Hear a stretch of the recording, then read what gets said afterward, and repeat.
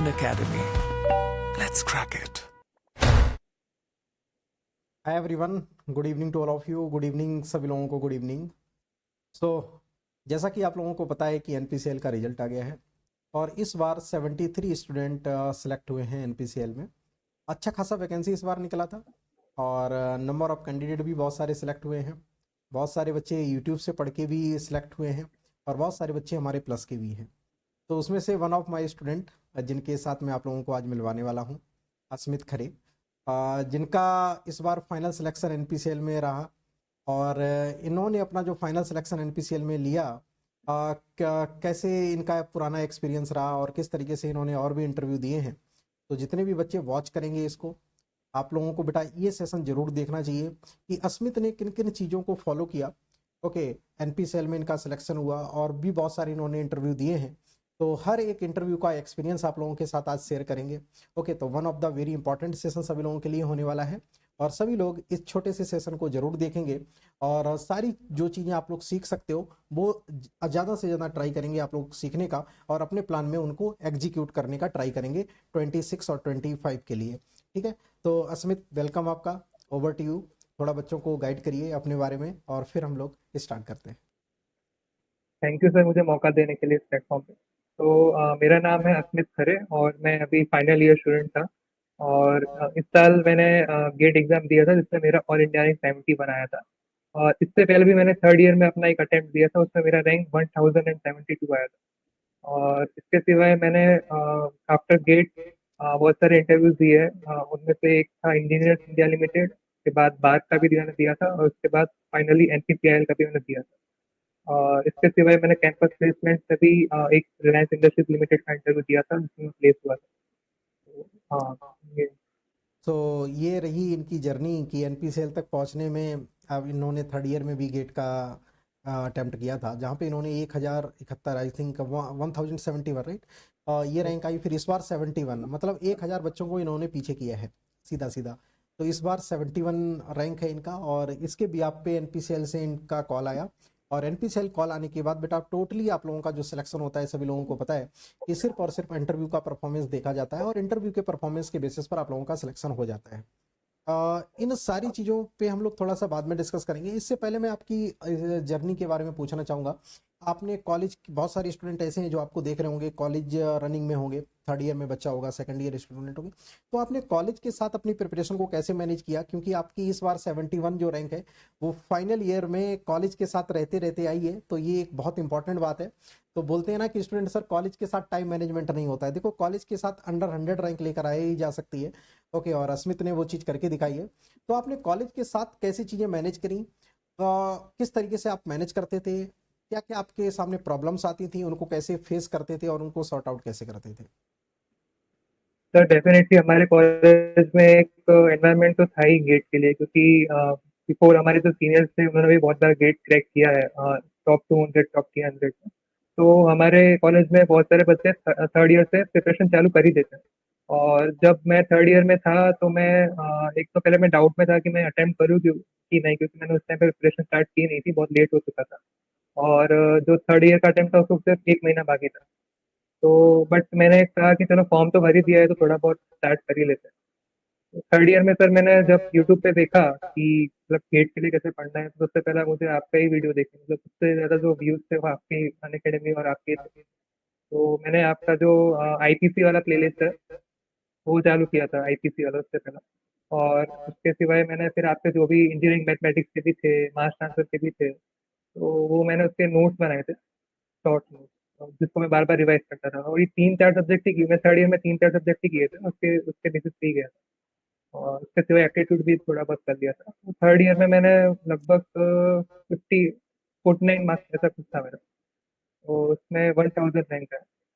और उसके बाद फिर मैंने फाइनल ईयर में मैं बहुत बिजी हो गया, फिर बीच में थोड़ा ब्रेक हो गया तो फिर से नहीं पढ़ पाया था। बट फिर मैंने आई थिंक 4 मंथ्स बाकी थे गेट को, तो फिर मैंने अपनी आपकी जो नोट्स बनाई थी मैंने वही चालू की और जो भी बाकी सब्जेक्ट बाकी थे वो कंप्लीट किए। और बाद में जैसे इंटर्नशिप, फाइनल ईयर में सर इंटर्नशिप भी होती है फाइनल सेमेस्टर में, करेक्ट। तो इंटर्नशिप में मैंने ज़रा ध्यान नहीं दिया, मैंने गेट प्रिपरेशन में ही ध्यान दिया कि इंटर्नशिप का इतना वैल्यू नहीं है आगे जाके देखा जाए तो मैंने गेट की प्रिपरेशन चालू की और आपके जो प्रैक्टिस सेशंस होते थे बाद में जब 1-2 महीने बाकी होते थे गेट के, तो वो अटेंड ज़रूर करता था यूट्यूब पे। और उसके सॉल्व करते-करते सर मैंने बहुत सारे टेस्ट सीरीज़ लगाए, बहुत सारे पीवाईक्यूज़ भी बहुत बार किए। तो फाइनली सर उसका रिजल्ट दिख ही गया, फाइनल 70 रैंक में आ गया। ओके। सो अस्मित, जरा ये बताओ, कोई भी बच्चा ऐसा आता है जिसके पास कि अभी स्टार्टिंग में है, वो यूट्यूब से लेक्चर देखता है, तो आप 71 रैंक लेकर आए हैं और आपने यूट्यूब से बहुत सारी चीज़ें पढ़ी, यूट्यूब से आपने करा, तो आप बच्चों को क्या गाइड करना चाहेंगे कि यूट्यूब पे जो हमने कंटेंट दिया है वो गेट को बिल्कुल मैच करता है, या उसको स्टूडेंट कंप्लीट कर लेता है तो वो कंफर्टेबल वो हो जाएगा कि नहीं हो जाएगा, या उसमें अभी भी स्टूडेंट को लगता है कि नहीं सर ये इतना सफिशिएंट नहीं है और भी कुछ करना है? आपका क्या पॉइंट रहेगा? आपने लेक्चर किए तो उसमें फीडबैक क्या रहेगा आपका? स्टूडेंटों को क्या सजेस्ट करना चाहोगे? सर डेफिनेटली एक सोर्स पे तो डिपेंडेंट नहीं रहना चाहिए हमेशा, एक से ज़्यादा सोर्स ही होना चाहिए। बट यूट्यूब लेक्चर्स जो आपके अवेलेबल है वो most of the things cover कर ही लेते हैं, कोई भी सब्जेक्ट का हो। और उसके सिवाय सर थोड़ा बहुत रीडिंग तो किसी भी स्टूडेंट को करनी ही चाहिए, क्योंकि वो ज़रूरी होती है, रेफरेंस बुक को थोड़ा रेफर करना। तो ये दोनों का कॉम्बिनेशन बहुत ज़रूरी है। बाकी अगर कोई सेकंड या थर्ड ईयर का स्टूडेंट पहली बार यूट्यूब चालू करने वाला है, तो मैं उसे वही कहूँगा कि पहले तो आप मतलब जो भी है कंसेप्ट है यूट्यूब के लेक्चर तो एक बार देख लो। फिर उसकी जो भी पकड़ है, जो भी पीवाईक्यूज है, वो सब कर लेना चाहिए। उसके बाद सेकंड टाइम फिर से देखना लेक्चर्स को और नोट्स बनाना। तो वो आपको ईज़ी रहेगा कि आपके क्या-क्या कंसेप्ट और वो नोट करने में ईज़ी रहेगा। यस। तो तो फर्स्ट ऑफ ऑल आपको यही काम करना है कि आप अपने कि लेक्चर्स प्रॉपर देख लो, लेक्चर देखने के बाद अपने नोट्स बना लो, नोट्स के बाद आप प्रैक्टिस अपने अकॉर्डिंग भी कर सकते हो, पीवाईक्यूज लगा सकते हो, ओके, और आप टेस्ट सीरीज ज्वाइन कर सकते हो। तो ये तो मोटा मोटा एक आइडियल वे होता है कि आप पहले नोट्स बनाएंगे, थ्योरी कवर करेंगे, फिर आप पीवाईक्यूज लगाएंगे, फिर टेस्ट सीरीज बनाएंगे। तो ये तो एक एसओपी है, इसको तो आपको मिनिमम फॉलो करना ही है। इसके बाद आप जितनी भी ज़्यादा प्रैक्टिस कर सकते हो, ओके, वही आप लोगों का एडिशन होता चला जाएगा, वही आपको इंप्रूव कर देगा। तो ये तो रही बात, ओवरऑल आप लोगों को प्रिपरेशन इस तरीके से करनी है। तो अस्मित, अब बात कर लेते हैं आपके इंटरव्यू की। आपने इंटरव्यू, आपका 71 रैंक आया, तो कहाँ कहाँ से आपको इंटरव्यू के लिए कॉल आई है इस बार? सर इनिशियली तो सबसे पहला जो फॉर्म वैकेंसी आउट हुई थी वो इंजीनियर्स इंडिया लिमिटेड की थी, जो गेट के रिजल्ट से पहले ही अनाउंस हो चुकी थी। तो मैंने उसका फॉर्म भर दिया था उससे पहले, और ओके। मुझे बाद में अप्रैल 15 अप्रैल के आसपास उसका शॉर्ट लिस्टिंग आ गया था, मेल आ गया था। और 23 को मेरा इंटरव्यू था दिल्ली में, इंजीनियर्स इंडिया लिमिटेड का। उसके बाद फिर धीमे धीमे बार के भी रिजल्ट आए, उसके बाद फिर एनपीसीएल का भी आया। ओके। सो जो भी बच्चे अंडर 100 रैंक लेकर आ रहे हैं, तो लगभग हर जगह से कॉल आ जाती है, चाहे आप बार के लिए जा रहे हैं, चाहे आप कि एनपीसीएल के लिए जा रहे हैं, आप ईएएल के लिए, ईएएल का भी आई थिंक आपके पास कॉल आया था। यस सर, ई आई। हाँ। तो अंडर 100 रैंक वाले बच्चे बिल्कुल सिक्योर रहते हैं बेटा। आप लोगों के पास कॉल आई जाती है और कहीं ना कहीं आप लोगों का सिलेक्शन भी हो जाता है। ओके, जैसा कि अस्मित एक आपके पास एग्जांपल बैठे हुए हैं, तो इन्होंने फर्स्ट पहले इन्होंने ईएएल का दिया था इंटरव्यू या बार का दिया था? सर पहला इंजीनियर्स इंडिया लिमिटेड ई आई का। ओके, पहले ईआईएल का इंटरव्यू दिया था। तो ईआईएल का क्या एक्सपीरियंस रहा? किस टाइप के स्टूडेंट इनकेस ईआईएल के लिए सोच रहा है प्रिपरेशन करने के लिए, तो आपका क्या पॉइंट रहेगा? आपने क्या ऑब्जर्व किया कि ईआईएल में किन चीज़ों पर बच्चों को फोकस करना चाहिए, या ईआईएल का जो सिलेक्शन होता है वो किस क्राइटेरिया पर डिपेंड करता है? जिन बच्चों के पास गेट स्कोर अच्छा होता है वही उनका ही सिलेक्शन होना होता है, या गेट स्कोर अच्छा नहीं है, इंटरव्यू के बेसिस पर क्या उसमें सिलेक्शन लिया जा सकता है? इस पर थोड़ा बताओ। और इंटरव्यू के बेसिस पर सिलेक्शन लिया जा सकता है, तो इंटरव्यू पर किन चीज़ों पर फोकस स्टूडेंट को करना चाहिए? सर उसका जो ईआईएल का जो इंटरव्यू वेटेज और गेट स्कोर का वेटेज है वो तो क्लियर उन्होंने नहीं बताया था, बट मोस्ट ऑफ सीनियर्स को मैंने पूछा था तो उन्होंने बताया कि ज़्यादातर परसेंट तो गेट स्कोर पे ही होता है। उसके ओके। सिवाय इंटरव्यू का रहता है और कॉलेज का जो आपका परफॉर्मेंस होता है उससे भी होता है थोड़ा बहुत। तो जो जो भी लोग ईआईएल के इंटरव्यू में जाते हैं उनके इंटरव्यू में इतना कुछ हार्ड नहीं पूछते हैं, वो लोग बस स्ट्रेट टू द पॉइंट ही पूछते हैं। जो भी उनको मतलब मोस्ट ऑफ वो लोग डिजाइन कॉन्टेक्ट से पूछते हैं, क्योंकि ईआईएल एक डिजाइनिंग कंपनी है। तो वो लोग most of heat exchanger pump और डिस्टिलेशन कॉलम के डिजाइन ये ज़्यादा उनके हॉट टॉपिक्स रहते हैं।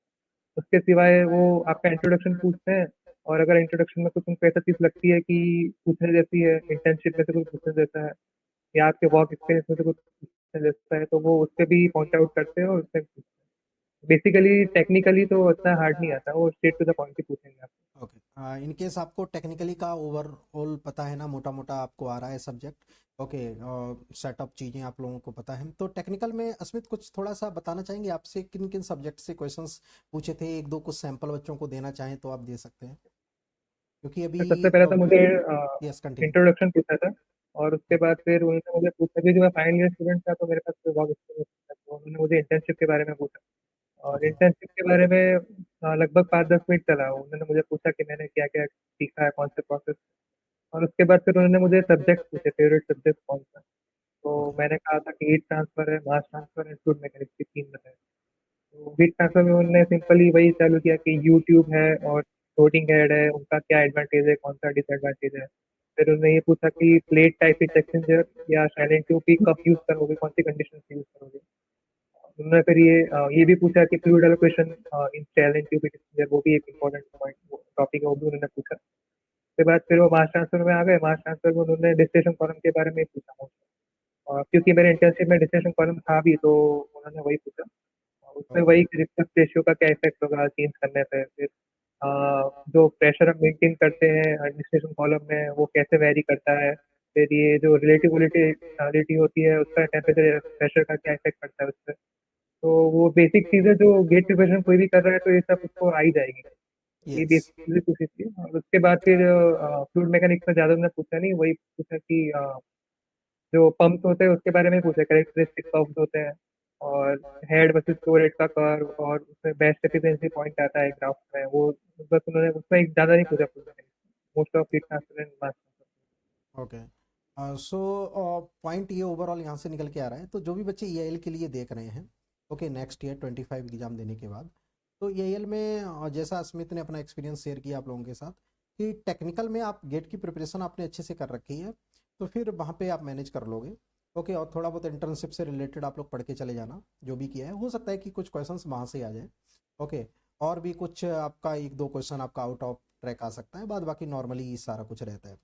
तो गेट का स्कोर अच्छा होना चाहिए ये एल के लिए। ओके, और इंटरव्यू में आपका ठीक ठाक परफॉर्मेंस हो जाता है तो फिर अल्टीमेटली होने के चांसेस रहते हैं। नाउ अभी मैं आ जाता हूँ आपका एनपीसीएल में। फिर आपने बार्क का इंटरव्यू दिया, तो बार्क में किस तरीके से क्वेश्चंस किन किन सब्जेक्ट से पूछे गए और कितनी देर आपका इंटरव्यू बार्क का चला? सर मेरा बार का जो शॉर्ट लिस्टिंग था वो गेट से हुआ था, क्योंकि मैंने बार का जो एग्ज़ाम है रिटन वाला वो दिया नहीं था। ओके तो मुझे शॉर्ट लिस्टिंग आई थी, और मुझे मेरा इंटरव्यू सेंटर था अनुशक्ति नगर मुंबई, 16 मई उसकी डेट थी। और सबसे पहले सर बार्क में वही डॉक्यूमेंट वेरिफिकेशन और वो सब होता है। उसके बाद ठीक फिर है। वो आपको एक इंटरव्यू पैनल अलॉट कर देते हैं। ओके और उसके बाद फिर जब मेरा टर्न आया, तो आई थिंक 5 मेंबर्स थे, मेल मेंबर्स, और एक फीमेल मेंबर थी, 6 मेंबर्स थे। ओके। और उन्होंने जो भी क्वेश्चंस पूछे थे वो जो ब्लैक बोर्ड होता है उसमें समझाना पड़ता है, जो भी ड्रॉ करके डिराइव करके। अच्छा और अच्छा, बोर्ड पे आपको खड़ा करके बोल रहे थे यस क्या? Sir, okay. एक्चुअली उस दिन ऐसा हो रहा था कि कुछ पैनल थे वो पेपर पे करवा रहे थे, कुछ पैनल थे वो ब्लैक बोर्ड पे करवा रहे अच्छा अच्छा, थे। इस ठीक है। तरीके से चल रहा था। तो कितनी देर आपका बार का इंटरव्यू चला? सर ऑलमोस्ट 40 मिनट्स लगा। 40 मिनट। यस, तो 40 मिनट टू 1 आवर के अराउंड चल जाता है आपका बार का इंटरव्यू। ओके, ऑल डिपेंड करता है कि किस आप फर्स्ट शिफ्ट में दे रहे हैं तो थोड़ा हो सकता है थोड़ा ज़्यादा चला जाए, सेकंड शिफ्ट में दे रहे हैं तो थोड़ा सा वो हरी में कर लेते हैं चीज़ें, लेकिन आप मिनिमम पकड़ के चलो कि 45 to 50 मिनट तक आपका चलने वाला है इंटरव्यू। ठीक ठाक टेक्निकल क्वेश्चंस उसमें पूछे जाते हैं, कितने सब्जेक्ट आपसे पूछे गए थे? सर सबसे हार्डेस्ट इंटरव्यू जो होता है केमिकल इंजीनियरिंग का, कोई एक्सपेक्ट कर सकता है, तो बार्क एंड एनपीसीआई है। यस। तो बार्क में सर सबसे पहले तो वो थोड़ा बहुत, जैसे आप एंटर होते हो रूम में, तो थोड़ा उनको मतलब कंफर्टेबल करने के लिए जनरल टॉक करते हैं 1-2 मिनट। उसके ओके बाद फिर वो आपसे फिर सब्जेक्ट पूछते हैं फेवरेट, कि आपको कौन से अच्छे लगते हैं। 3 या 5 सब्जेक्ट डिपेंड करते हैं पैनल का मूड कैसा है, तो आपसे मुझसे वही 3 पूछे थे, तो मैंने हीट ट्रांसफर बताया, मास ट्रांसफर बताया, फिर मैंने बताया। तो उन्होंने पहला हीट ट्रांसफर शुरू किया। और मुझे सबसे पहले तो उन्होंने पूछा कि कौन से मोड्स ऑफ होते हैं हीट ट्रांसफर में, कंडक्शन, कन्वेक्शन, रेडिएशन होता है। तो उन तीनों का इक्वेशन लिखने को कहा मुझे सबसे पहले। उसके बाद फिर वो उन्होंने मुझे रेडिएशन में जो लॉ लॉ आता है, स्टीफन बोल्ट्जमैन लॉ जो आता है, उसके बारे में पूछा। फिर वो समझ गए कि ठीक है, इसको फॉर्मूला वगैरह तो आते हैं। तो बाद में उन्होंने सीधा एक कंडीशन मतलब फिगर ड्रॉ करके दिया, एक स्लैब ड्रॉ करके दिया, जिसमें 2 कंपोजिट मटेरियल्स का बना हुआ था, K1 and K2 thermal conductivity. Yes. और K2 जो है वो 10 टाइम्स K1 है, इस तरीके से था कुछ। और उसके सिवाय जो स्लैब है दोनों उसके बीच में एक एयर रेजिस्टेंस है, बहुत ही स्मॉल गैप है। और स्लैब के अराउंड पूरा एयर है, जैसे नॉर्मल रूम में रखा होता है वैसा। तो उन्होंने मुझे बताया कि जो टेम्परेचर प्रोफाइल है ड्रॉ करनी है विथ एयर के साथ और स्लैब में और फिर वापस एयर में। वो मैंने ड्रॉ कर दिया था अच्छे से पूरा। स्लैब K1 K2 के अकॉर्डिंग जो स्लोप वेरी होती है वो आपने सर एक बार एनपीसीएल इंटरव्यू सीरीज में भी कराया था, मुझे भी याद है। तो यस, वो मैं देख के गया था। तो यस। वो मैंने ड्रॉ कर दिया था। मुझे याद आ रहा है, आप उसके जैसे बाद बता रहे हैं तो मैं वही बात बोलने हाँ, वाला था, ये सेम चीज वहां पे करवाई है। आपने वो स्क्रीन पे ड्रॉ किया था मुझे यस, यार। हाँ, उसके बाद फिर वो भी ड्रॉ कर दिया मैंने। फिर उन्होंने दूसरा क्वेश्चन पूछा कि जो भी हीट ट्रांसफर जो भी स्पेस से जो भी हीट ट्रांसफर हमारे अर्थ पे आता है वो कौन से मोड से होता है, तो मैंने कहा रेडिएशन से ही होता है। और फिर रेडिएशन भी उन्होंने एक दो क्वेश्चन पूछे कि व्यू फैक्टर क्या होता है। और फिर उन्होंने एक ये कंडीशन दिया कि सपोज एक प्लेट है और एक ये स्फीयर का डायमीटर छोटा है, तो इसका व्यू फैक्टर निकालना है हमें, ये गर्म है और ये ठंडा है, तो कितना व्यू फैक्टर हो रहा होगा, इस तरीके से हमने डिराइव करना था। तो हीट ट्रांसफर में इतना था। फिर मास ट्रांसफर में वो शिफ्ट हुए तो उन्होंने मुझे पूछा कि आपको कौन से यूनिट ऑपरेशन पता है मास ट्रांसफर, डिस्टिलेशन पता है, एब्जॉर्प्शन पता है। तो वो डिस्टिलेशन पे आ गए। और उन्होंने मुझे बेसिकली वही जो डायग्राम आते हैं temperature versus X and Y जो होता है T X and P X का डायग्राम, और फिर उसमें भी मिनिमम बॉइलिंग का मैक्सिमम बॉइलिंग का जो होता है वो पूछा, दोनों के बारे में डिफरेंस पूछा, एजियोट्रॉप के बारे में पूछा। तो बेसिकली उसमें 10 15 मिनट चला गया पूरा एक्सप्लेन करने में, कैसे ड्रॉ होता है, कैसे इक्विलिब्रियम कंडीशन आती है, वो सब। और उसके बाद फिर वो फ्लूइड मैकेनिक्स में आए। फ्लूइड मैकेनिक्स में उन्होंने मुझे सबसे पहले पूछा कि बेसिक ड्राइविंग फोर्स क्या होता है फ्लूइड मैकेनिक्स का। और फिर बाद में जैसे ही मैंने आंसर्स देना शुरू किए तो फिर वो दूसरे उसमें शिफ्ट हो गए कि वेंचुरीमीटर रोटामीटर जो होता है उनका प्रेशर ड्रॉप डायग्राम ड्रॉ करना है आपको विथ लेंथ। उसके बाद रोटामीटर के बारे में पूछा कि रोटामीटर का जो रोटामीटर का जो वो होता है जिससे मेजर होता है उसका शेप चेंज कर दो तो उससे क्या इफेक्ट आएगा। उसमें थोड़ा out of the box question वो पूछते ही है बार। यस, उसके बस इतना ही पूछा था, फिर बाद में हो गया था कंप्लीट 40 मिनट। Great, great. और सो आप लोगों ने देखा बेटा, इस सेशन में आपको एक एएल के बारे में पता चला, जो भी बच्चे एएल के लिए देख रहे होंगे। तो एएल में स्मिथ ने आपको सजेस्ट किया कि इन सारी चीज़ों पर आप फोकस कर सकते हैं। सिमिलरली वार्क पर किस तरीके से वो चीज़ें पूछ रहे हैं, तो यहाँ से अल्टीमेटली यही पता चला है कि आपने गेट लेवल पे थोड़ा बहुत ठीक ठाक प्रैक्टिस कर रखी है।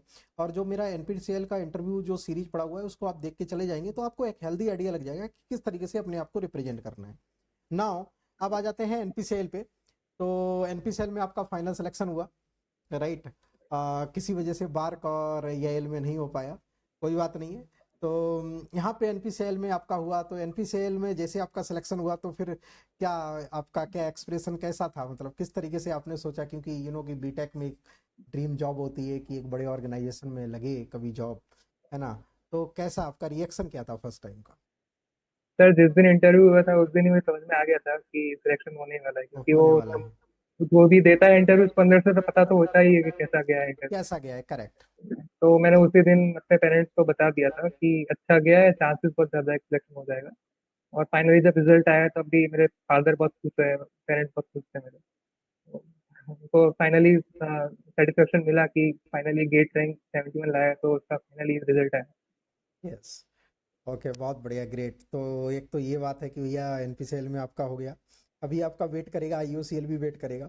तो क्या है आपका मतलब नेक्स्ट प्लान, क्या है, आईयूसीएल में जाने का है या इनकेस हो जाता है या एनपीसीएल में ही रहने का कंटिन्यू करेंगे, क्या है आपका सर नेक्स्ट। सर मैंने बहुत रिसर्च की नेट पे भी, तो मेरे अकॉर्डिंग टू फ्यूचर जो एनपीसीएल का है वो बहुत ज़्यादा ब्राइटर है, because IOCL oil and gas sector है, तो अनसर्टेनिटी रहती है थोड़ी। तो आई थिंक एनपीसीएल में काम करना ज़्यादा अच्छा लगेगा long term. Okay, great, great. तो ये होती है, देखो वाइज चॉइस होता है कि आप ओके थोड़ा रिसर्च कर सकते हैं अपने एंड से कि आप कहाँ पे कंफर्टेबल हैं, कहाँ पे सुटेबल हैं। ओके, और किस तरीके की आप जो प्रोफाइल आप प्रेफर करते हैं, क्योंकि कि आपका अब जो आने वाला जो लाइफ का पार्ट है वो उन्हीं सब चीज़ों के साथ बीतेगा। ओके, तो ये डिसाइड करना बहुत इंपॉर्टेंट होता है कि अब जब भी ऑफिस में एंटर करेंगे तो जितनी देर ऑफिस में रहेंगे तो उतना आपको सुकून से रहो, ओके, कॉन्फिडेंस के साथ रहो और काम करने में आपको मजा आए। ठीक है, तो एक ये इंपॉर्टेंट बात है। तो जैसे मेरे इस केस में मैं थोड़ा अपना भी बता देता हूँ स्मिथ के साथ। जैसे मैं जब भी एचपीसीएल में था तो मुझे हमेशा ये लगता था कि यार मैं कहाँ पे आ गया हूँ। ठीक है, मुझे तो टीचिंग करनी है, ओके, मैं अभी पढ़ा नहीं पा रहा हूँ, मैं निकल जाता था पढ़ाने बेंगलोर में भी, इधर उधर कहीं ना कहीं पढ़ा आता था जाके। तो मुझे लगता था कि नहीं यार, अभी मेरे अंदर ये मैं नहीं बता पा रहा हूँ लोगों को, ये नहीं बता पा रहा हूँ। तो इस वजह से मैंने क्विट किया जॉब को और परमानेंटली टीचिंग में आ गया। अब मैं कि अभी हम लोग 10:30 बज रहा है, यहाँ पे सेशन रिकॉर्ड कर रहे हैं, और 1% हमको ये नहीं लग रहा है कि यार ये सेशन, मैं टाइम नहीं देख रहा हूँ कि कितनी टाइम रिकॉर्ड, कितने ड्यूरेशन का ये हो रहा है, कितना नहीं। मतलब जब भी आप जॉब कर रहे हो, आप टाइम घड़ी नहीं देखते हो, आप ये वेट नहीं करते हो कि भैया कब आपका कि शाम हो रही है, 4 बज रहा है, 5 बज रहा है, 6 बज रहा है, अब जाना है। ओके, टाइम पीरियड खत्म हो रहा है, तो यानी कि now you are enjoying your work. Okay, तब आप अपने काम को एंजॉय करने लगते हो, तो फिर वो लाइफ का पार्ट बन जाता है, और उसमें आपको बेटा काम करने में बहुत मजा आता है। वहां पे आप सस्टेन भी करोगे। तो लाइफ में जब भी आपको करियर डिसाइड करना हो, तो इन चीजों का भी केयर करेंगे। पहले आप जॉब ले लो कहीं पे भी। जैसे मेरे केस में, मेरे पास ना तो टीचिंग थी, ना तो कोई प्राइवेट जॉब थी, कोई भी जॉब नहीं थी। तब मेरे पास एचपीसीएल आया, तब फिर मैंने वहां पे चीजें ज्वाइन करी, राइट, क्योंकि मेरा बीटेक कॉलेज भी उतना ठीक नहीं था। अस्मित के साथ एक पॉजिटिव पॉइंट ये भी है कि इनका एक ऑलरेडी बेटा प्लेसमेंट हो चुका है।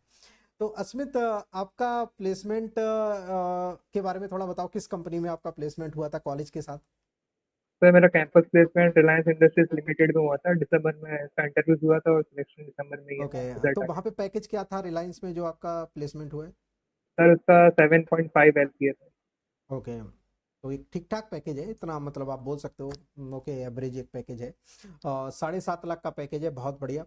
और उसको अब ऑब्वियसली अब तो ज्वाइन करोगे ही नहीं, ठीक है, तो वहाँ पे तो आपको छोड़नी पड़ेगा। लेकिन एक ये कहीं ना कहीं कॉन्फिडेंस आपको दे रहा था। ये जो आपका प्लेसमेंट हुआ था, ये गेट के एग्जाम से पहले हुआ था या गेट के एग्जाम के बाद? सर दिसंबर में हुआ था। गेट का एग्जाम तो फरवरी में था, तो यस, दिसंबर में सर गेट के प्रिपरेशन के अलॉन्ग ही मैंने प्लेसमेंट किया था। तो यस। तो माइंडसेट कैसा हो जाता है जब बच्चे का प्लेसमेंट हो जाता है? बहुत सारे बच्चे आपको देख रहे होंगे, तो अच्छा कॉलेज से पढ़ रहे होंगे जो बच्चे, उनका प्लेसमेंट हो जाता है, तो फिर माइंडसेट कैसे चेंज हो जाता है? क्या बच्चे जो जिस इंटेंसिटी के साथ तैयारी कर रहे थे उसमें कमी आ जाती है क्या? मतलब वहां पे थॉट प्रोसेस कैसे आपका कुछ चेंज होता है, या किस तरीके से आपने उसको मैनेज किया? सर एक्चुअली जो भी अगर किसी का प्लेसमेंट होता है तो या तो मोस्ट ऑफ द केस ऐसा होता है कि वो डिविएट हो जाता है पाथवे से, क्योंकि ऑफ कोर्स आपके पास थोड़ी सिक्योरिटी आ जाती है, तो आप थोड़ा सा लालच, मतलब जो भी है वो, आप गेट प्रिपरेशन को पूरा अंदर से पूरे पैशन से नहीं दे पाते। करेक्ट। तो मोस्ट ऑफ द लोगों को ये होता है। बट सर मेरा तो एक ही टारगेट था कि मुझे गेट से करना है, क्योंकि मेरे फादर ने कहा था कि प्लेसमेंट में बैठ जाओ, मतलब अगर कॉलेज में इतना इन्वेस्ट किया है तो थोड़ा रेट ऑफ रिटर्न भी होना चाहिए। यस, तो यस, यस। तो मैं बैठ गया था प्लेसमेंट में। बाकी सर मैं प्लेसमेंट में नहीं बैठने वाला। अच्छा, अच्छा। मतलब you are very confident on your preparation, right? बहुत बढ़िया। तो ये देखो, कॉन्फिडेंस का सब कमाल है। कॉन्फिडेंस है कि चीज़ें हो जाएंगी, तो फिर बच्चा जॉब भी नहीं लेता है, जॉब को छोड़ भी देता है, और लाइफ में कि रिस्क भी ले लेता है। तो ये सब कॉन्फिडेंस का काम है। आपको कॉन्फिडेंस था, आप ये ऑब्वियसली 1071 से लेकर आप 71 रैंक लेकर आ रहे हो, तो यहाँ पे एक यही एक बहुत मतलब कमाल की बात है।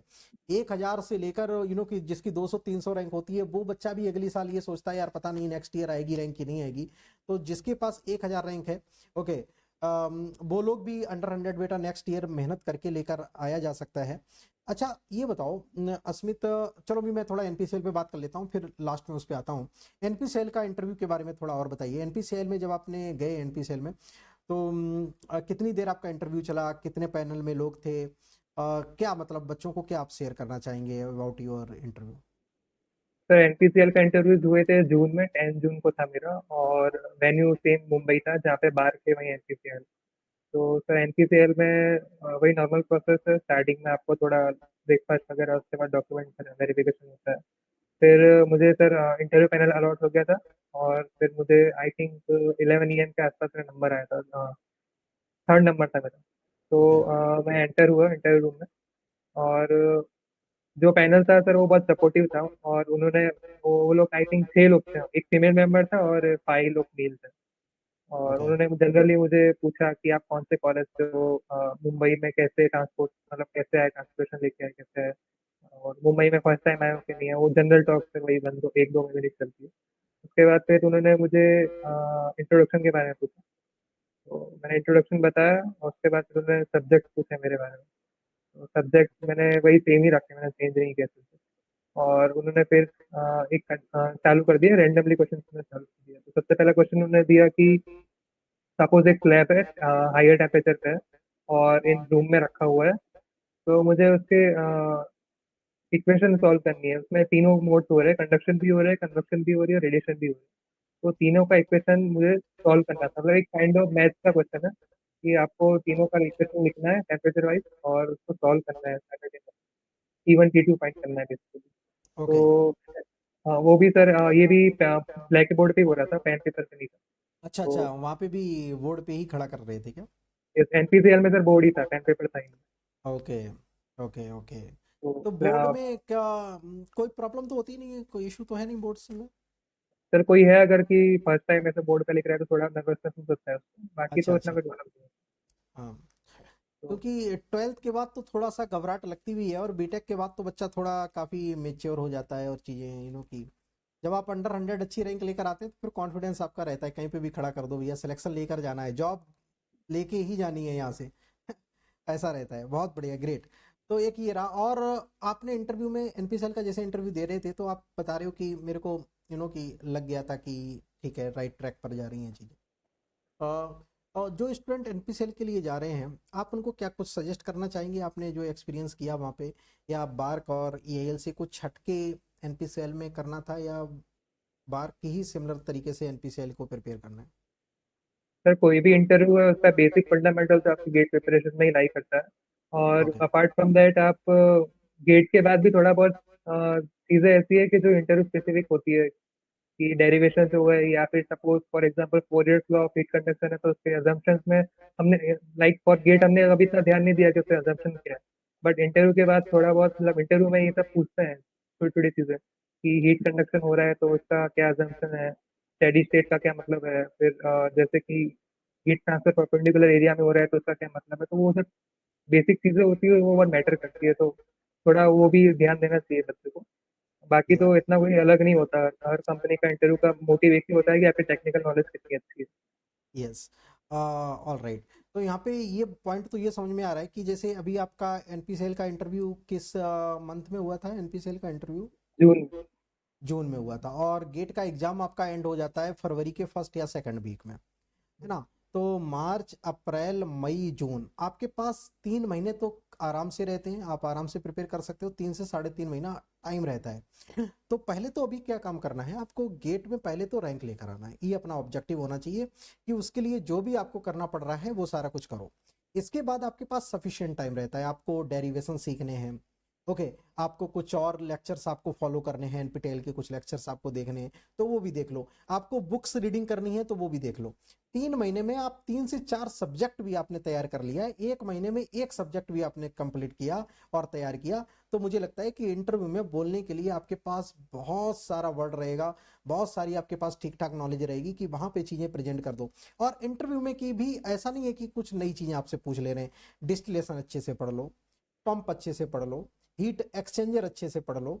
ओके। सीआरई में थोड़ा रिएक्टर डिजाइन वगैरह अच्छे से पढ़ लो। राइट। और आपका बेसिक जो फंडामेंटल्स है थर्मोडायनामिक्स में आपको कुछ पढ़ने हैं तो लॉ के एप्लीकेशंस वगैरह पढ़ लो। वही चीजें घुमा फिरा के हर इंटरव्यू में लगभग पूछी जाती हैं। वो लोग भी नई चीजें क्या आपसे पूछ लेंगे ये बताओ? यूपीएससी की कोई चीज पूछेंगे नहीं, जीके की कोई चीज आपसे पूछेंगे नहीं, पूछेंगे तो केमिकल इंजीनियरिंग ही पूछेंगे, और वही चीजें पूछेंगे जो आपने पढ़ा है। ओके। तो इंपॉर्टेंट बात ये है, पहले तो आप गेट में किसी भी तरीके से रैंक लेकर आओ, क्योंकि अल्टीमेटली कॉल तो आए पहले। पता चला कॉल ही नहीं आ रही है, नॉलेज तो बहुत सारी लेकर बैठे हुए हैं, तो कॉल लाओ पहले। कॉल लाने के बाद आपके पास बेटा टाइम रहता है जहां पे आप आराम से तैयारी कर सकते हो, उतना सफिशिएंट टाइम रहता है। All right. तो एक तो ये पॉइंट हो गया कि आपने इन तीनों इंटरव्यू जो आपने दिए इस बार, आपने ओके उसका आपने एक्सपीरियंस शेयर किया यहाँ पे।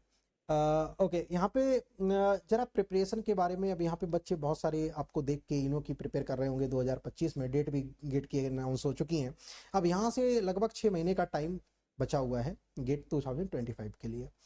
अस्मित, आपने एक बार रैंक लेकर आए हो 1071, फिर इसके बाद आपकी रैंक अंडर 100 आई 71। ओके। आपने प्रिपरेशन की होगी तभी बेटा रैंक आई है। तो यहाँ पे जरा मेरे को ये बताओ, और सारे स्टूडेंटों को अपने थ्रू ये बताओ कि आइडियल तरीके से कैसे प्रिपेयर करें, सो दैट उन बच्चों की भी अंडर 100 रैंक आए, और अंडर 100 लाने के लिए क्या चीजें आपने हटके करी सो दैट आपकी अंडर 100 रैंक आए?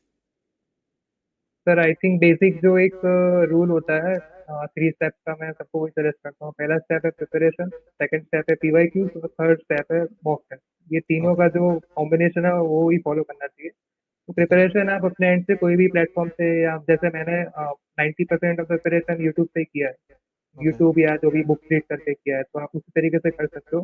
बाकी कुछ लोग है कि जो सब्सक्रिप्शन लेते हैं या कोचिंग लेते हैं, तो वो भी कर सकते हैं।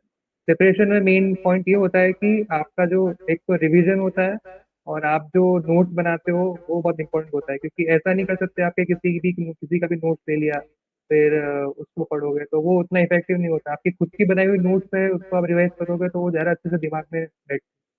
और दूसरी बात है कि विद टाइम बाय टाइम आपको एक नोट्स को मतलब शॉर्ट करते रहना पड़ेगा, क्योंकि एट द एंड जब 1 महीना बाकी होगा, 15 दिन बाकी होगा एग्जाम को, और आपको पूरा सब्जेक्ट रिवीजन करना होगा, तो आप पूरी जो बल्क नोट्स है वो नहीं ले सकते। आपको एक शॉर्ट शीट शीट या फॉर्मूला शीट बनानी पड़ेगी, वो ही आपको मेन रिवीजन करेगी।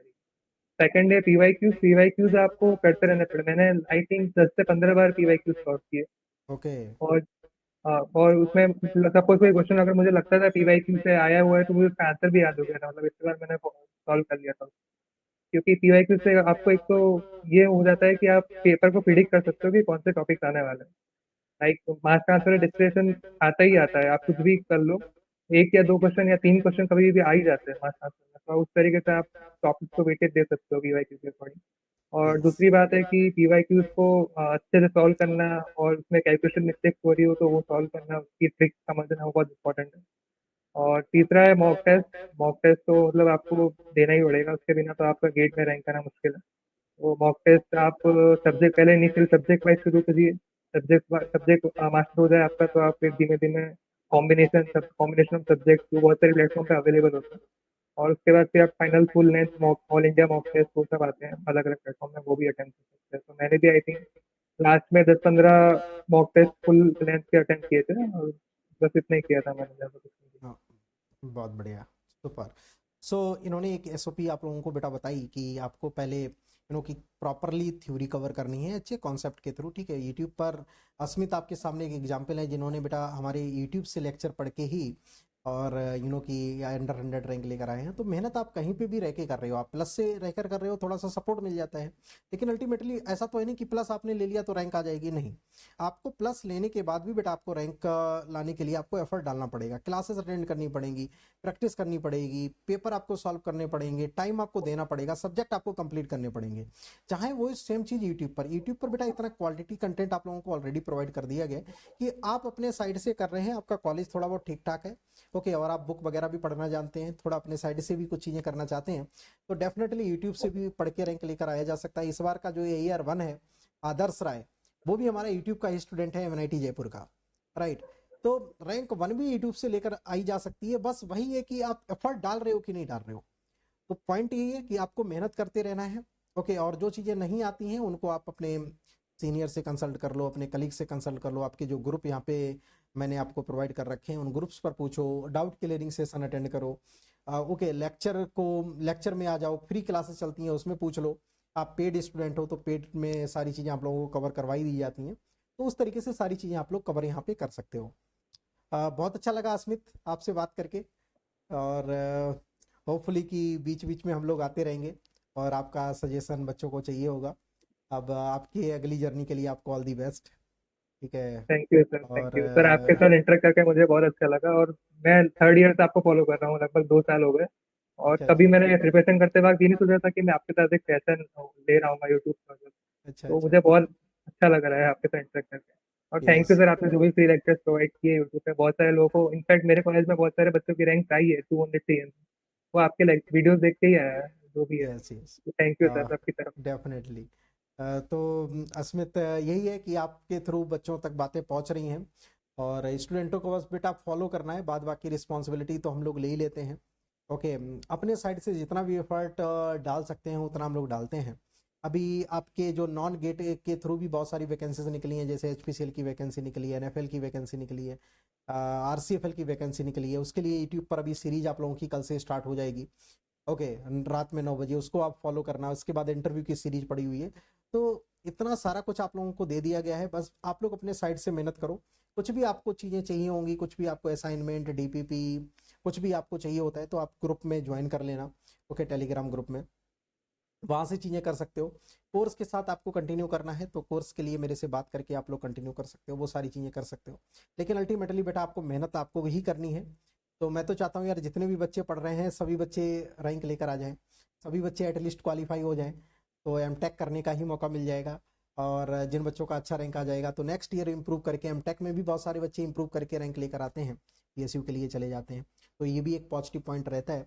तो एटलीस्ट रैंक इतना आ जाए कि नॉट क्वालिफाई रिजल्ट ना आए। मेरा पॉइंट यही है कि केमिकल इंजीनियरिंग के कब बच्चे होते हैं तो नॉट क्वालिफाई ना आए। जो 2000 बच्चे भी क्वालिफाई कर रहे हैं वो कम से कम 4000 करने लगे, 4000 होने लगेंगे तो 5000 बच्चे क्वालिफाई करने लगे, तो ये ऑब्जेक्टिव रहेगा। तो सभी लोग मेहनत करेंगे। Asmit, once again thank you so much for your time, और मिलते रहेंगे। Thank you sir. हाँ, फिर एंड करते हैं सेशन को। Thank you so much dear, thank you so much.